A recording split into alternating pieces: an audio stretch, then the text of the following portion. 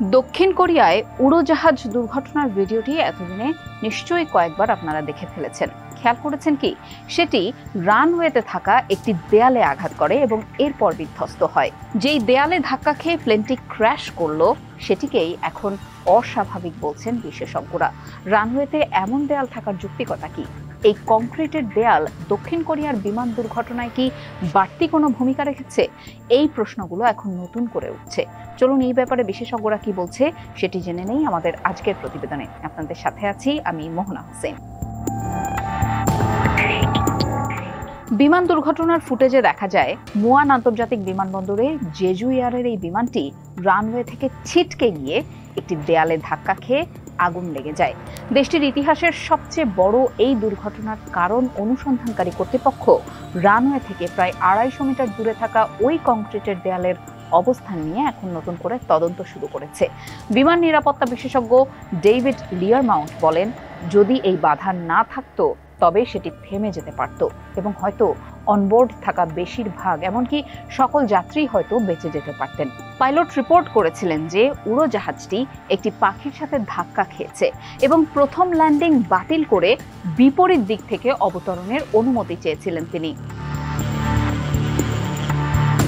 বিমানটি 2800 মিটার রানওয়ের বেশ কিছুটা দূরে গিয়ে নেমে আসে এবং মনে হয় যে চাকা বা ল্যান্ডিং গিয়ার ব্যবহার না করেই অবতরণ করে। মিস্টার লিয়ারমাউন্ট বলেন, এটি যতটা ভালোভাবে সম্ভব একটি ফ্ল্যাপবিহীন বা গিয়ারবিহীন অবতরণ ছিল।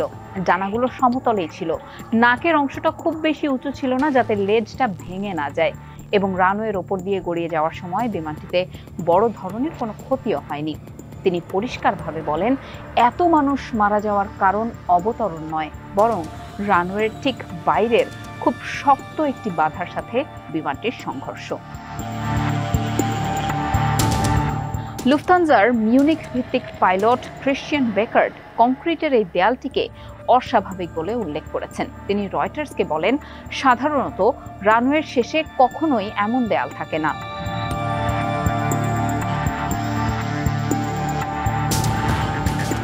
কোরিয়ার ইয়োনহাপ নিউজ এজেন্সি জানিয়েছে, এই কংক্রিটের স্ট্রাকচারটি একটি নেভিগেশন সিস্টেমের অংশ যা বিমান অবতরণে সহায়তা করে। সমতল থেকে 4 মিটার উঁচু এই দেয়াল মাটি দিয়ে আবৃত। এটি দেয়া হয় যাতে নেভিগেশন সিস্টেম সঠিকভাবে কাজ করতে পারে, আর ভূমি থেকে সেটি একটু উঁচু করার প্রক্রিয়াকে বলা হয় লোকালাইজার। দক্ষিণ কোরিয়ার পরিবহন মন্ত্রণালয় জানিয়েছে, দেশটির অন্যান্য বিমানবন্দর এবং কিছু বিদেশি বিমানবন্দরে এমন কংক্রিট স্ট্রাকচারে লোকালাইজার স্থাপন করা হয়েছে। তবে কর্মকর্তারা এখন যাচাই করবেন যে এটি হালকা কোনো উপকরণ দিয়ে তৈরি করা উচিত ছিল কিনা, যা সংঘর্ষে সহজেই ভেঙে যেতে পারত। 48 বছরের অভিজ্ঞতা সম্পন্ন পাইলট ক্রিস কিংসুড তিনি এই দুর্ঘটনায় পতিত বিমানের একই মডেলের বিমান চালিয়েছেন। বিবিসিকে কিংসুড বলেন, রানওয়ে নির্দিষ্ট দূরত্বের মধ্যে থাকা বাধাগুলো এমনভাবে তৈরি হওয়া উচিত যাতে তা সংঘর্ষে ভেঙে যায়। তিনি আরো বলেন, এটি সত্যিই অস্বাভাবিক যে এটি এতটা শক্ত। বিমানটি খুব দ্রুত গতি দিয়ে ল্যান্ড করছিল এবং রানওয়ে শেষ পর্যন্ত অনেকটা পেরিয়েও গিয়েছিল। তাই এই দেয়াল কতটা বিপজ্জনক সেটি অবশ্যই তদন্তে উঠে আসবে। বিমানগুলো খুব শক্ত কাঠামো নয়, আকাশে ওড়ার সুবিধার্থে ডিজাইনের কারণে এগুলো হালকা হয়ে থাকে।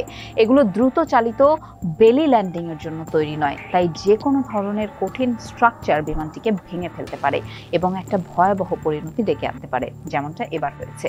জ্বালানি ডানায় রাখা হয়, তাই ডানা ভেঙে গেলে আগুন লাগার সম্ভাবনা খুবই বেশি। তবে দেয়ালটি না থাকলে যে দুর্ঘটনার ফল সম্পূর্ণ ভিন্ন হবে এটিও আসলে নিশ্চিত করে বলা সম্ভব নয়।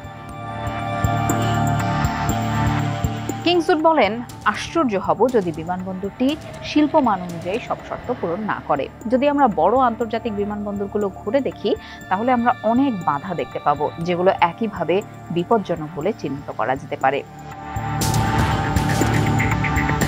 এভিয়েশন বিশ্লেষক স্যালি গেথিন প্রশ্ন তুলেছেন যে পাইলট কি ওই দেয়াল সম্পর্কে আগে থেকে জানতেন, বিশেষ করে যখন বিমানটি ল্যান্ডিং এর দিকে উল্টো দিক থেকে আসছিল। তিনি বলেন, যদি এয়ার ট্রাফিক কন্ট্রোল টাওয়ার থেকে তাদের রানওয়ের বিপরীত দিক থেকে অবতরণের নির্দেশ দেওয়া হয়ে থাকে তবে তা ব্ল্যাক বক্সের তদন্তে বেরিয়ে আসা উচিত। আমি মনে করি এখানে এখনো অনেক প্রশ্ন রয়ে গেছে।